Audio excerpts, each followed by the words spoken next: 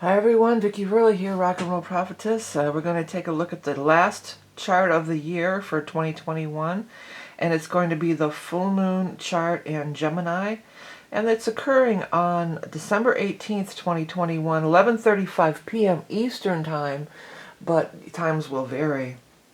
And so it's the very last chart of the year. I hope you all, I don't know how you got through the eclipse season that we just had. The new moon eclipse in Sag, I was just completely zonked. I don't know if anybody else was. I had all these big plans. Oh, it's a new moon. It's a new moon eclipse. I'm gonna do this, and that. And I was just like, I couldn't even move. I ended up sleeping for most of the day. But, when that kind of stuff happens with me, I just I just go with it. I could have pushed through in typical Capricorn fashion, but something told me to just stop and just relax.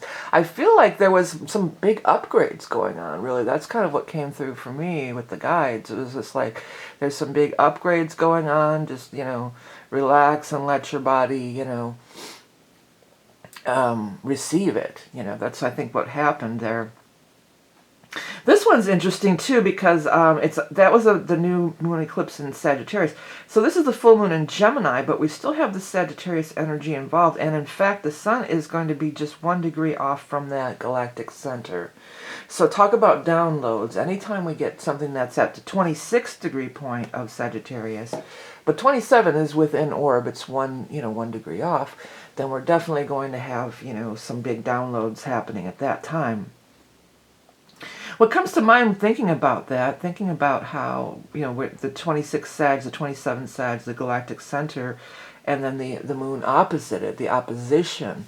So to me, it might be like things that we don't want to look at. And then the moon is always, too, it's always our subconscious mind, it's always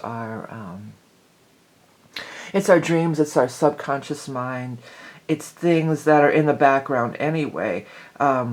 But maybe they need to come out. Maybe they need to be talked about, with the Gemini energy. We need to talk about it. We need to get it out.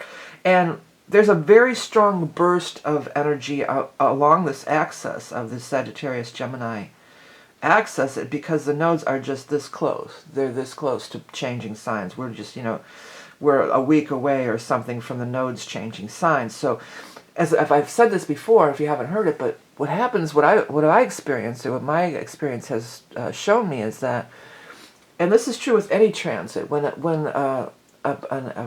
something goes into a sign and when something leaves a sign, that's when it's going to be the most impactful, and that's when it's going to express the energy at the most powerful way. And this is true with any transit to your sign, especially too if you're going to get, like say you're getting a planet like Pluto, for instance, who, still conjunct Venus, but where it's going to make multiple passes, where it's really slow moving and it's going back and forth and back. It's forward, retrograde, forward, retrograde, forward, retrograde. And it's, it keeps going over like a same spot in your chart. Usually the first time through and then the last time through is going to be the final pass, which is what they call the last time through. Those are going to be the most powerful and the most impactful, where you could really see things really happen. So, and this is at 27 degrees, which is almost, 29, if you're not familiar, 29 is the very last degree of any sign. So the nodes are opposite because they go retrograde most of the time. So 0 is going to be the last here, but everything else, it's 29 degrees, and then it turns 0 to the next thing. So it's really impactful. We're really in the vibe of this Sagittarius Gemini axis energy. So it's, again, it's the mental mind, the monkey mind versus the higher mind. It's our thoughts. It's our story. Gemini is our story, and we all have a story to tell. And, this is becoming more and more a dividing point in our society because, everybody has this, that's my story and I'm sticking to it. Everybody has this story. And you can find information to support any story that you want to tell, to justify any story that you want to tell. And, the truth is becoming more and more subjective as we move forward into the society.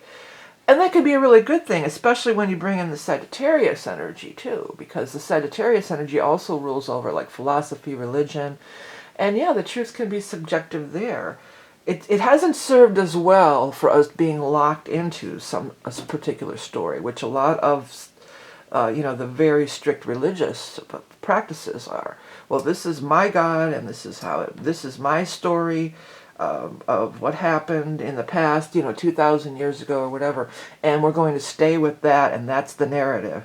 So we do need to and want to break out of those stories as a collective, and that is happening, and there's many positive implications for that. I always tell people who are very rigid on their religion, I'm not necessarily against religion, because there's many truths. All religions contain many magical and mystical and beautiful spiritual truths, but it's just getting how they get so stuck in their story. And I tell people this because religion has not been able to expand or grow as other things have, like science has, And I always tell people who are really stuck and they want to argue based on religion something with me, or want to preach to me, basically want to preach their story to me. I always say, well, there's room for growth. There's got to be room for growth. We are an expanding universe. We are an expanding consciousness. There's growth. And I always throw this out. I don't try to swap quoting scriptures with any of them. I've seen other. Like, for instance, at the psychic fairs years ago, people would come in and, start preaching, and there was people there that could really just, slap right back with another quote from the Bible or whatever, other religious text that could could counteract the other person's point and bring forth their point. But what I tell them is, look, if you had a serious illness, would you want to go with the medical technology of 2,000 years ago? And of course, universally, the answer is no. Of course not. You might be getting bled out or something, or leached or something. I mean, sometimes I think leeches might have some beneficial properties, but back to the story here. The story that I'm telling you right now, this story, of course not. Because science and the medical field has been allowed to progress. It's not stuck. We can't say, well, this is the law. If you're sick, you're going to be bled out. We've progressed, and as we progress, we expand in knowledge, and that is what this is all about. This access, it's knowledge. It's expanding through higher consciousness. It's expanding toward, advancement. Advancement. It's a time of it. We're in a time of great advancement. And that's a lot of what comes through in my channel books. And this is a lot about what we think and our story and how we can expand beyond that. Even we don't have to adopt anybody else's story. We can still be in our own personal truth, but through growth and expansion. And this is also, if you note here, I noticed that one of the aspects, maybe the only aspect that's being made, the strong one here, is it's trining, the full moon is trining Jupiter. So of course Jupiter wants expansion. That's Jupiter's jam. Jupiter is all about expansion. And in the sign of Aquarius, Jupiter has wanted to expand the universe of mankind. It's scientific leaps and advance. It's definitely not staying in the darkness, in the dark ages. It's coming into the light. It's taking our place in the galactic society that is at large, when we're squabbling amongst ourselves about some, and if really, honestly, you think about it, and the people of that time frame, they were, much more primitive than we are now, as is shown in their medical practices, right? I know I'm all about, homeopathic healing too. I mean, that absolutely has great value. Herbs and everything, that all has great value. But just as far as when pulling a quote from Maya Angelou, when you know better, you do better. So we always want to know better, know more, expand our knowledge as a collective. And that, I think, is a lot of what has been going on as far as this little jaunt here, or this little time frame of the nodes being in Sagittarius and Gemini, which this full moon it's all culminating right now. So it's all having us take a look at what's really going on. I mean, people can use that. People can use that. People can use that for their own story and their own opinion to back up.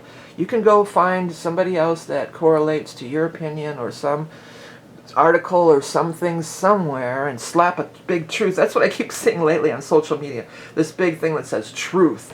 Well, that's your truth. Just because it slapped a sticker on it that says truth doesn't mean that it's necessarily factual. And that's a lot of what the Gemini is about. Getting to the real facts of things. Investigating, learning. These are both things of learning. But the other thing that I was saying is people can use this, that there's no real, I guess, well, I was going to say there's no real truth anymore. But people can use this to their advantage, like the snake oil salesman. They can be, that's the downside of the Gemini energy. There's an upside and downside of every energy. And the downside of the Gemini energy is that they're bullshitters, They talk out both sides of their mouth. It's that used car salesman. They can bullshit their way out of anything or bullshit you into anything. That used car salesman stuff. So we need to be objective. We need to listen to our own truths. We need to listen to our own inner guidance.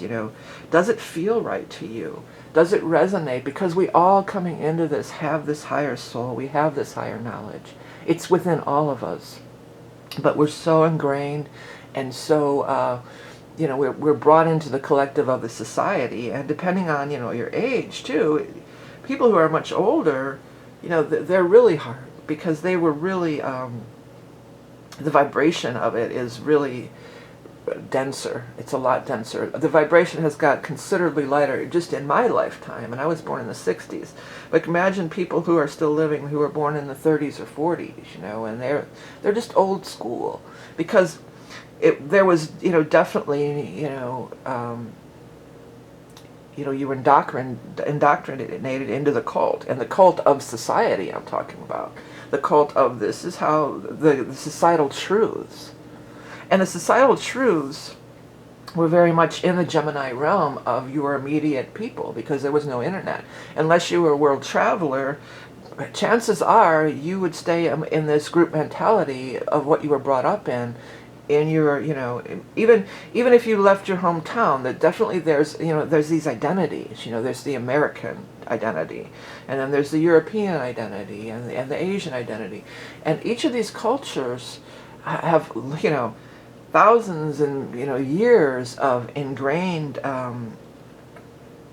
like rules, I guess you could say, kind of rules, but ways of thinking, modalities of thinking, ways of thinking, ways of being, thinking and being, and it could be hard to break out of those rules, and especially coming back to the religion for just a minute, because ninth house is religion. Ninth house, what if you're not following, ninth house is Sagittarius, Jupiter. This is all same vibration.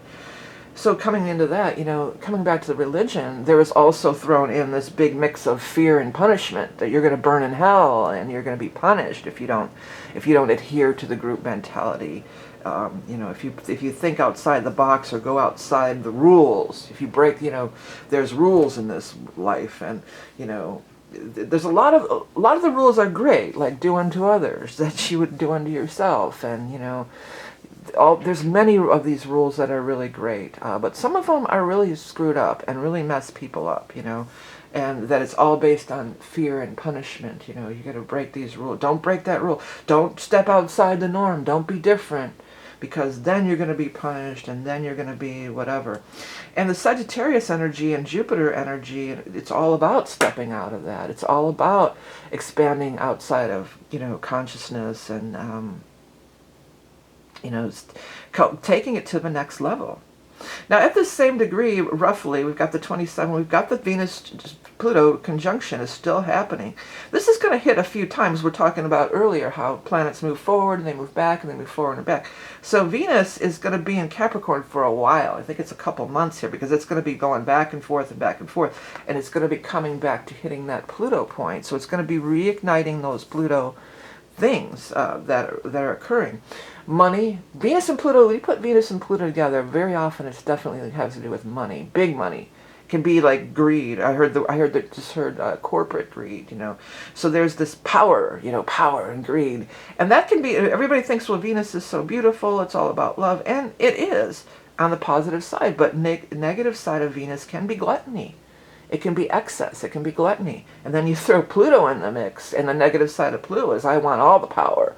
I am the Lord Master, and I'm going to, I'm the god of hell. It's Hades. That's Pluto. It's that whole thing there. So there's this dark side. There is this dark element of this greed and this power. But there's also, you've got to remember that Pluto is death and rebirth. So with the power of Venus, if we take it to the higher octave and we take it to its highest expression of love, beauty, creativity, there could be major breakthroughs with Pluto in there. But we as a collective have to focus our mind and our hearts, our energy, because the sun part of this equation is the heart, So we've got to focus this, and we have to steer it. We have to steer it in the direction that we want it to go. Another thing that's going on is we've got the Saturn firmly in Aquarius now. I just had my Saturn return, the last pass of my Saturn return official. The day after that eclipse too, so maybe that's why I was so wiped out. I couldn't get off the couch. But it's doing some stuff here. It's squaring with the Uranus, and it's sextiling with the Chiron here. So, Saturn is all this old school stuff, and the sign of Capricorn is all this old school, Saturn being the ruler of Capricorn, if you're not following there. It's the same energy. So this is, this old school stuff, this old paradigm, this tried and true, the patriarchy. But Saturn also is foundations and structure. And Saturn wants what's best for us. And when we have a Saturn transit, we're being steered towards what's best for us. What has long-term viability.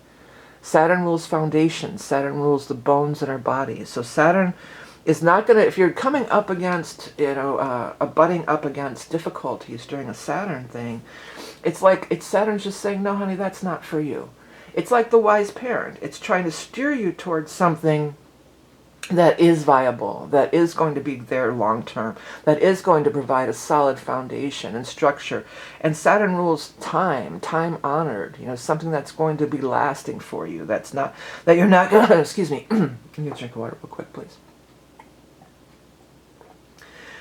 Something that you're not going to be putting a lot of energy into, and it's not going anywhere. And sometimes that can be with Gemini. I mean, I've done that a million times. It came to me recently, I don't need more ideas. Because I'm an idea factory. I've got notebooks and everything everywhere. I need to change my, my overall belief systems. It's not that I have had bad ideas, because I've had so many ideas, and then somebody else turns around and they come up with the same idea, and sometimes blatantly just steal it from me. I mean, honestly, you put it out there, and then somebody else takes it and runs with it, and they're a huge success, and it's just like, well, it came to me. It's like, well, why is that happening to me over and over? I mean, my entire life this has happened to me over and over and over again. So it's not that I need that next great idea. I mean, who was that? Somebody. Was it Kanye West, maybe? He put out a plain white t-shirt and sold it for $100, and it sold out in, a couple hours. So it's not always about that it's not the next great idea. I mean, I've got ideas out the wazoo. It's not the ideas. It's the belief system. It's the energetic, lining with those energetic frequencies. And that is what Uranus and this Aquarius energy is about too. It's aligning with those higher frequencies, and it's not about having a good or a bad plan or a good or a bad idea. It's about your belief systems and your energetic alignment and your energetic frequencies, and riding the wave and being in that. And not questioning too much, not overthinking it, But back to what I was saying, I've spent a lot of times wasted on ideas, spent hours and hours toiling away and working on stuff, thinking that Saturn, and me being Capricorn, Saturn rule, Saturn, hard work and toil is going to get you where you want to go. Well, I'm learning more and more that that's just a bunch of bullshit, I mean, yes, there absolutely could be hard work involved. There would be. But it should be the kind of hard work like that is, I'm sorry, my dog is slurping. Hey, buddy, come here. Can I finish the reading? Can I finish the reading? Can you not slurp right now? Thank you. Okay, go on. Go lay down. Let me finish the reading. Good boy. Okay, so, what was I talking about? Yeah, it's more about the aligning with the energetic frequencies than running it in your brain, and if you think about people who are very cerebral, famous cerebral people like Albert Einstein, and there's others, many of them would get ideas, solve these, they'd be toiling away in their brain, thinking, and then the idea would come to them in a dream, because that's when that monkey mind is finally turned off. So sometimes we got to tone that shit down, that's basically what it is. It can run away with you, and our society preaches otherwise. You gotta think about it and plan it out, but I think it's John Lennon, is life is what happens when we're busy making other plans. There's energetic frequencies, and there's soul paths, and there's life paths that has nothing to do with your plotting and scheming or following in another's footsteps. Many people, well, they did it this way, so that's the way I'm going to do it. We're so after success, and that's the Venus-Pluto thing too, power, success. We're so after our success and achievement. And, maybe that's not your path in life. Maybe you're a healer. There's a lot of healers incarnated right now, because we're in dire need of healers and seers and starseeds, So maybe having, being filthy wealthy isn't necessarily part of the plan. Maybe it is. Maybe that'll come to you. But if that's your main objective, and you're thinking about a plan of how to get there, then you're really getting far off the course here. For the most people, it's going to be you're getting way far off the course of your true life's plan. And your true life's plan, that's what I look at in those soul readings when I do, which is astrology based. But one of the big, your north node, just a big shorthand. Your north node is your true life plan, heavily tied into it. And one of the things I do tell people while I'm doing the soul readings, I look at other things. I look at the Chiron and the Saturn. I look at your 12th house. But one of the things I always tell people about your North Node, a way to kind of maybe get a little bit more insight of your own into what is your soul's calling, is to look up the sun sign of your, so say your North Node is in Gemini. So look up Gemini's sun sign. Because the sun sign descriptions in books and on websites and whatnot always gives the most detailed information about personality traits. And with the positive personality traits of whatever your North Node is, for instance, if it were Gemini, those are the things that you're shooting for on a kind of a wider scope, So say your North Node is in Gemini, you want to be communicative, talkative, you might end up working in a field in communications, things like that. So that's, just a little side note if you are interested in that. But you could also, get a soul reading for me, and I get a lot more deep into it. It's a psychic reading where I look at a lot of past lives show up and stuff. Okay, so, but look, this Saturn, Uranus, and Uranus, by the way, is the ruler of Aquarius. So Saturn and Jupiter are in Aquarius. Uranus, the ruler of Aquarius, is squaring Saturn. So we're really being called to break out of this old paradigm, to see things in a new way. Like, yeah, well, maybe I don't have to kill myself through hard work and toil to be who I'm supposed to be or get where I want to get. Maybe I just have to change my frequency, lighten up, and allow. Oh, that was so weird. I just saw right above the thing here, I thought it was like a spider, like running, but there was nothing there. So it's the spider ghost. I just saw something dart across right above the tablet that made me jump. It was like, whoa. So maybe, that's brushing up against other dimensions. Yeah, it could be that. definitely. And brushing up against other dimensions is absolutely, required. And there's great healing that can occur through this, Another thing that came to me recently too, with Chiron and Aries, we want to get our healing done now, immediately. So that's why a lot of us are experiencing a lot of rushes of past life memories and physical things that come up through the physical body, because it's just like it wants to be immediate. While Chiron was in Pisces, it was all about, yeah, I'm getting visions and I'm dreaming about it. And it's sort of an abstract concept, about the soul healing that we want to do in this incarnation, or what, that can only be, my guides say that a lot of it can only be accomplished from the perspective of being in a 3D physical body. So, but as we get into Aries, it's like, yeah, we're in the physical body. This is the here and now. We want to, accomplish it now. And sometimes it can be like kind of overwhelming and it would be completely overwhelming. The guides have told me that if you remembered every single past life, it would be just, you can't, your mental mind here, your Gemini mind, you couldn't handle it. So they show us bits and pieces of, segments that have to do with what we're dealing with right now. Right now, for instance, with me, I've had a lot of problems with digestive. That's can be Capricorn too, to some extent. But my whole life, I've had all kinds of abdominal surgeries. I even had an ostomy bag at one time. I had to have it. Then I had the surgery reversal. I get hernias. I have all in this this sacral, my gut, in my stomach area. So I was asking them about it, and what they were showing me, the one I knew about the past life. I was gutted, drawn and quartered, where they pull your guts out, So I saw that. That's something I saw many times, that past life. But when I was channeling, I was asking about it again, and then they started showing me some really dark stuff. Well, one of the other ones was I was this warrior, and this guy stabs me in the gut with this big, rusty, spear, giant. It's huge, and as he's pulling the spear out, all my guts are coming out.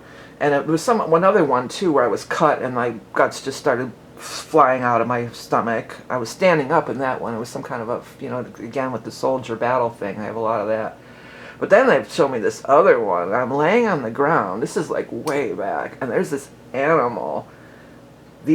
I think a little herd of animals or whatever, but I'm laying on the ground and they're eating my stomach. And these animals are like nothing I've ever, it's almost like a wild boar, but it's like an animal that's not even around here. So either it was like another planet or it was way caveman times or something. And then their teeth, and that one still, it horrifies me. It's horrifying, So, and every time I see it, it's disturbing to me. And these animals, and they're kind of like a bear, but kind of like a big giant wild boar, and they've got these jagged teeth, and they're just ripping. And I'm still alive, and I'm screaming. I'm laying on the ground in the forest, and they're like, they're eating, and they're pulling my guts out. So, it can be a lot. It can really be a lot, the healing that we're trying to take on. And here's me, a middle-aged woman in America that, and I'm experiencing all these gut pains and everything and all these issues. And I've had so many abdominal surgeries because I had, even had a C-section with my kids, So I was cut open then. And then I've had my stomach cut open so many times in this life. And they start showing me all this stuff, and it's just it's kind of horrifying. So it's a lot to handle. It's a lot to handle, and it can be overwhelming, and it can be horrifying, because these other things are so far removed from who you are right now in 2021, in this physical reality in 2021. It's so far removed, and it's so barbaric, and well, in my case, it's barbaric, but I think you probably all have had some pretty barbaric experiences. But it can have a physical manifestation, and that's what, with Chiron and Aries, that's what's really coming. It's coming, when it came out of Pisces in this ethereal realm, we can, like what I do when I do the soul readings, I can be the observer. I can look at these past lives and just watch them with no, well, sometimes I get freaked out. I have to stop because I don't want to see the gore. but I'm detached from it. I'm watching it like a Pisces, Neptune. That's watching it like a movie screen. I'm just watching it happen. But when it comes down and it gets into this real physical space, and there's this acceleration where we want to really deal with it all in this incarnation and at this time. And I think in order to ascend to these higher levels, we do have to do a lot of clearing out of that stuff, And it can be pretty shocking and terrifying, really. I was terrified when I saw that thing with those animals. I still get like, ugh, I get all, I get my flight or fight. My heart starts racing when I go back and revisit that vision of those pigs or whatever they were eating my guts out. It was horrible. So yeah, but we have to clear it and we have to heal it. That's the thing. And it's with Pluto too. That's bringing up these deep, dark things that have to be cleared and healed in order for the true Venusian, highest form of Venusian energy to really shine through and everything. I had just noticed this. I hadn't noticed it, but then we have Mars on the South Node too. And Mars, that is where you've been in battle, where you've had to fight, and Chiron and Aries, this is the Mars energy. When you have, in your soul reading, if you have Mars conjunct the South Node, then they're going to show me some battle scenes where you were a warrior, where you fought in battle. Or if you have Mars in the 12th house, or if you have Mars, conjunct Saturn, or, Mars always talks about that warrior battle, fighting battles and stuff like that. But seeing as how that we've had so many, we've been a war-like planet for ever, maybe not forever, but in the recorded history, pretty much everybody probably has been some kind of a warrior at some point, Yeah, but we're getting out of that aggression. I'm a warrior. I'm going to kill you, into the higher realm of we're all one. We are all the brotherhood of mankind, which is not only in this realm, this 3D Earth realm, but many other realms. And we're waking to that realization because we're coming out of this oppression of these boxes and rules that, like we were talking about at the beginning with the religion that wants to put us in this, this cage pretty much, I'm hearing that song by Genesis, this on Lamb, In the Cage. In the cage, get me out of this cage. I was a little off key, but yeah, get me out of this cage. In the dead of the night, I see a strange kind of light. Oh, no, no, don't. I can't think of the rest of the words. But in the dead of the night, I see a strange kind of light. We can just take that lyric. If you have never seen my videos, often music comes through, and I'm not just sitting here singing because, for kicks. There's messages in it. It comes through the guide. So, in the dead of the night, I see a strange kind of light. Yeah. And the dead of the night can be the dark night of the soul.